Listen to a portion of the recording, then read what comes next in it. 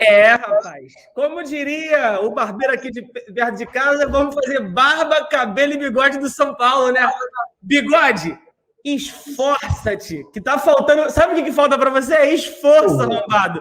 Se tu fosse esforçando igual o Bruno Henrique, era um hat-trick. E olha que era para ter sido 4, mas realmente pegou meio pro braço dele. Mas vamos relevar que vitória sensacional do Flamengo. 5 de novo para cima agora do São Paulo, que a gente não vencia desde 2017. O que falar do Flamengo, meu amigo? Boa noite a todos. O que uma mudança não faz? Você, meu camarada, se a situação não está boa para você, se as coisas não andam tão bem, se as coisas não se encaixam, mude. Não se omita. Não tente ser enganado por uma situação. Mude. Isso vale para a sua vida. Se você tem aquele emprego de merda que não dá em nada, sai dele, arruma outro. Você, minha senhora, se seu marido tá broxa e você não aguenta mais fazer sexo oral só, mude. Se tua mulher é chata pra caramba, mude. A vida é uma mudança. Mude, se arrisque. Flamengo tá aí. 3 jogos, 14 gols, nego. 14 gols. Rogério Ceni, eu quero que o Rogério Ceni e os defensores do Rogério Ceni vão pra puta que lhe pariu. É isso, Rodrigo Bigode. Marcão, o jogo no primeiro tempo não foi nem tão bom. O juiz parando o jogo pra caraca, o gramado tá uma merda. O segundo tempo começa, o Flamengo mais uma vez é pressionado, tem um gol na bola parada, mas depois, meu amigo, entra o brilho de Bruno Henrique. Bruno Henrique já logo mete 3, jogador super decisivo, fazendo o seu segundo bom jogo. Seu segundo jogo com o Renato Gaúcho e o seu segundo bom jogo seguido, e hoje destruindo. Tudo dando certo para o Flamengo, que balançou as redes do São Paulo 5 vezes. Eu acho que o seu óculos já dá para perceber o quanto pode não ser ainda o trabalho perfeito, mas é nítida a mudança que o Bigode está falando aqui agora, na vontade, no tesão de fazer gol que essa equipe criou. Boa noite, Marcão. Boa noite para todo mundo, com vocês, Beton Gaúcho. Desculpa a voz, cara, eu tenho um vizinho São Paulino. Tá entendendo? Ah, que delícia! Então, eu tenho. E saiu muito gol. Então, vocês vão desculpar um pouquinho a voz aí. Já tomei um melzinho aqui, um negócio e tal. Daqui a pouco já vai dar uma melhorada já. Cara, eu gostei. Cara, falar o que de um jogo desse que você faz 5 gols e manda e desfila em campo no segundo tempo, né? A gente tem que dividir o jogo no primeiro e no segundo tempo. Acho que o Flamengo foi muito... A marcação do São Paulo sufocou demais o Flamengo no primeiro tempo. O Flamengo não teve aquela saída de bola que é costumeira de ter, né? O Flamengo teve muita dificuldade para sair com a bola. O gramado do Maracanã, teve gente perguntando no pré-jogo, né? Como é que estaria o gramado e tal. E a gente falou, né? A gente falou, o gramado tá ruim, né? Mas eu não imaginava que estava tão ruim.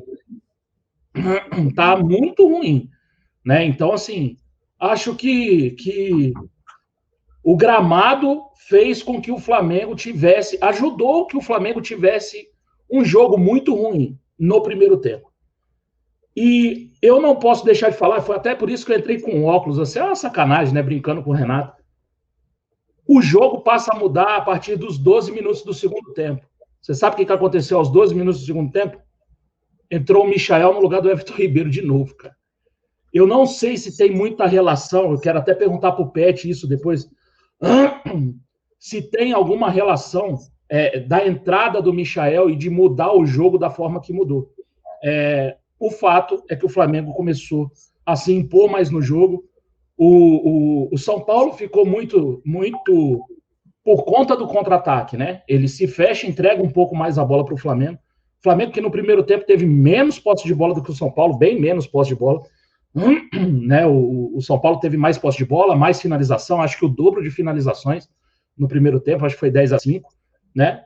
E no segundo tempo a gente consegue reverter isso, muito, muito por conta que o São Paulo também dá uma segurada para sair nesse contra-ataque, e é um contra-ataque rápido, um contra-ataque perigoso, mas muito porque o Flamengo também consegue subir o nível de atuação, mesmo com gramado ruim, a gente consegue subir o nível de atuação, e aí a gente começa a fazer os gols. Destaque total para o Bruno Henrique, cara, que fez um gol ali com um toque de mão, depois ele faz um gol no escanteio cobrado rápido, né, que às vezes a gente se demora muito para cobrar um escanteio e tal, ele cobrou rápido, o Bruno Henrique fez na primeira trave. O segundo gol é um absurdo, né? O segundo gol é um absurdo. É uma bola perfeita ali. Ele tem o costume de fazer essa bola, né? Jogar ela ali meio que para o meio e tentar chapar ela no ângulo. Hoje ele acertou perfeitamente. E depois ele faz o terceiro gol. E aí, depois do terceiro gol, eu acho que o Flamengo relaxa. O Flamengo estava meio tenso no jogo. Pelo menos eu achei isso. O Flamengo estava um pouco tenso no jogo, e aí depois, a partir do terceiro gol, acho que a gente consegue relaxar um pouco, e aí flui melhor, aí tem o gol do Gustavo Henrique, depois tem o gol contra, né, que eu tava doido para ser do Michael por cobertura, mas foi contra, né. O fato é que o Flamengo fez um baita segundo tempo, e eu quero saber, assim, taticamente eu vi só a mudança do Michael ali, né, o Michael entrando, dando mais volume de jogo, mesmo não jogando bem tecnicamente. Foi um outro jogo discreto do Everton Ribeiro, né? Muito discreto. Mas hoje, se a gente for ver, por exemplo, o Arrascaeta fez um ótimo jogo hoje. A Arrascaeta saiu com assistência do campo, mas batendo escanteio, né? Não foi, assim, um bom jogo do Arrascaeta, não foi um ótimo jogo do Diego. O Gabriel hoje, tecnicamente, errou muito, né? Eu acho que a gente tem que parar um pouquinho, e é ótimo falar isso com uma vitória. O Flamengo precisa saber o que vai fazer com esse gramado. O Flamengo precisa saber o que vai fazer com esse gramado. Não dá para jogar assim e perder a vantagem de jogar em casa por conta de um gramado tão ruim. Cara, estou muito feliz com a vitória. Já gritei bastante, já tô bem rouco já, mas foi muito bom, cara. Foi muito bom hoje de novo. Um primeiro tempo ruim, que preocupa, tem coisas para a gente poder melhorar, poder aperfeiçoar. A gente leva um gol de bola aérea numa marcação individual que o Gustavo Henrique erra, né? Ele chega atrasado. Tiveram outras coisas ruins, né, em transição, alguma coisa no primeiro tempo que me preocupa, mas o segundo tempo veio e apagou isso tudo. Estou bem feliz com o jogo. Eu acho que tem uma certa relação, sim, a entrada do Michael, só não sei se é o fator crucial. Não sei se o Bigode vai concordar comigo. Eu acho que com a entrada do Michael, o Flamengo ganha amplitude. Ele abre mais o campo, porque joga com dois caras que vão para a linha de fundo, e o Everton Ribeiro, por mais que vá, ele tende a cair mais para o meio do campo. E aí, como você dá mais amplitude, a zaga do São Paulo abre mais e o Flamengo fica com a entrada da área aberta. E aí é onde o Bruno Henrique deitou e rolou e é onde o Arrascaeta estava conseguindo circular com mais facilidade. Porque a linha de 3 zagueiros do São Paulo que estava assim, ela abriu. E aí facilitou. Tudo bem que conta com o brilho do Bruno Henrique. Um gol de um escanteio, um outro chute de fora da área e um outro gol de cabeça também. Não, assim, o impacto com a entrada do Michael não foi tão grande, mas teve sim um certo balanço para bagunçar a mente do São Paulo na hora de marcar.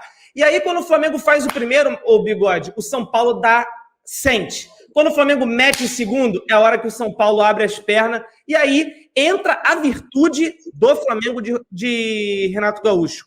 Faz um, não vai parar de fazer, não. É 2, é 3, é 4, 15 gols em 4 jogos. Tem que lembrar do 1-0 também do defensa. 15 gols em 4 jogos. Isso caga um pouco a média, mas tá valendo, né, Bigode? Tá ótimo. Cara, mas assim, por que eu tô falando? Eu acho que a questão do Michael no lugar do Everton Ribeiro foi mais determinante no jogo do defensa, tá? Taticamente. Eu fiz uma live com o Pet e a gente chegou a essa conclusão.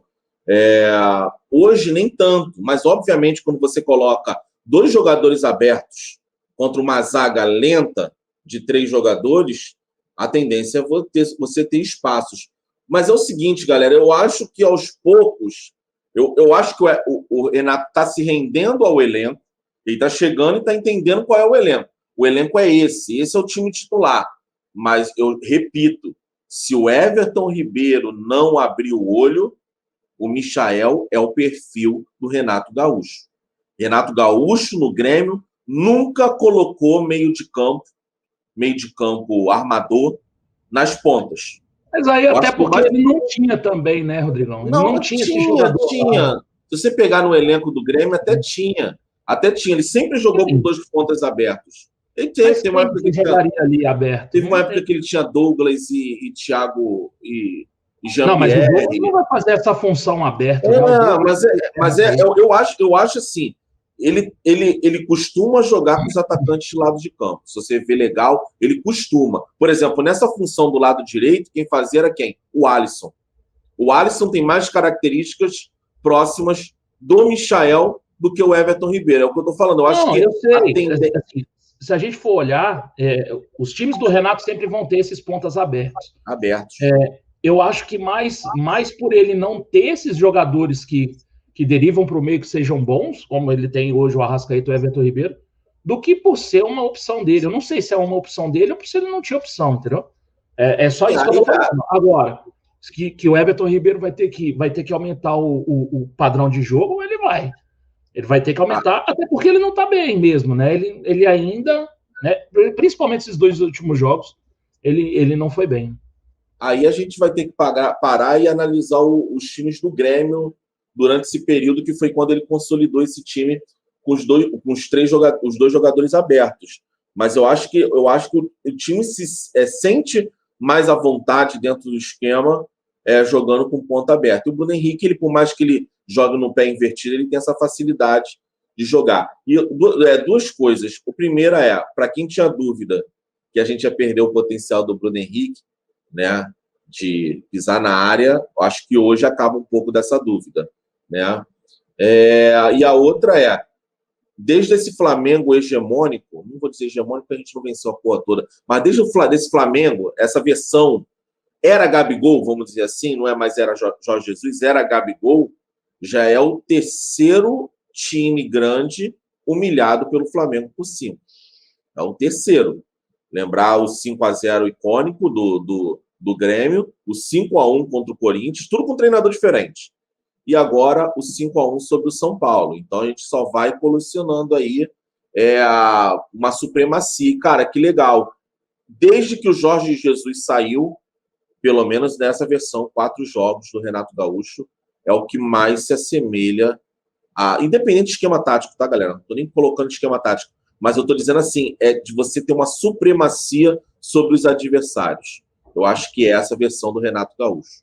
Eu não sei nem se a supremacia nos jogos, porque o primeiro jogo do Defensa e Justiça foi bem ruim. Mas aquele a gente pondera que é o primeiro. E esse último jogo, o primeiro tempo, se for para falar um time que foi melhor, foi o São Paulo, no primeiro tempo de hoje. Primeiro tempo de hoje, foi equilibrado o jogo. É porque assim, a gente faz uma análise, Marcão, muito do placar também. Mas você viu as chances do Flamengo? Qual foi a minha análise ali? A minha análise ali, acho que foi a minha expectativa. A minha expectativa era maior do que aquele primeiro tempo. Pode até ser. Pode ser que o jogo tenha sido equilibrado. Não vou colocar o São Paulo como melhor no primeiro tempo. Foi um jogo equilibrado. Mas a eficiência do time do Renato em oportunidades de gol e gols feitos, cara, é um negócio para ser estudado. Hoje, a gente perde 2 gols ali com o Gabigol no primeiro tempo, e é muito por isso que o primeiro tempo acaba 0-0 também. Tudo bem, o São Paulo também teve chance, também teve algumas oportunidades, mas no segundo tempo, as bolas que a gente chega, cara, quase todas, se a gente chegou, a gente finalizou bem, né? Ou então a gente fez o gol. Tanto é que a gente fez 5 gols. Né? Eu vou até pegar aqui no SofaScore aqui para ver a estatística. Porque assim, Marcão... O segundo tempo foi um absurdo de eficiência, é isso que eu estou querendo dizer, entendeu? Não, eficiência é óbvio. Óbvio que, 5 gols num tempo só é uma puta de uma eficiência. Mas eu estou dizendo assim, eu acho que o Flamengo jogou bem contra o São Paulo, ofensivamente. O problema é que foi aquela troca, né? Ficou aquela troca. E lembrar que é o seguinte, o São Paulo é também uma boa equipe. Então, assim, talvez se o Gabigol tivesse colocado uma das oportunidades da casinha, a gente não estaria aqui tanto criando essa margem muito grande entre o primeiro e o segundo tempo, tá ligado? Não, sim, assim, eu não acho que o Flamengo fez um mau primeiro tempo. Eu acho que o jogo foi mais equilibrado. O São Paulo conseguiu chegar também, né? E o São Paulo criou uma dificuldade no primeiro tempo do Flamengo com a marcação alta. Eu acho que é um trabalho que a gente precisa fazer. Os times que avançam a marcação e que conseguem fazer ali uma boa marcação alta na saída de bola do Flamengo costumam complicar o jogo para o Flamengo. Só para ter uma ideia, o Flamengo no segundo tempo teve 6 finalizações, 4 finalizações no gol, 2 para fora e 5 gols, porque um gol foi contra. Né? Então, das 4 finalizações que a gente deu no gol, a gente fez os 4 gols. É um absurdo. Isso é absurdo. E não são gols fáceis, né? Não, e isso não é comum, tá? Não adianta a gente esperar isso o jogo que vem. Acho que não vai acontecer, né? Então, assim, acho que é bom para a gente levantar hoje o quão a gente foi eficiente no segundo tempo. No primeiro tempo a gente perde alguns gols, mas no segundo tempo a gente foi muito eficiente, o que ajuda, né? Com certeza ajuda. Se a gente for ver, na época do Renato, do Domenech, a gente tem alguns jogos com muitas oportunidades e a gente não consegue fazer o gol e às vezes a gente se complica até por isso.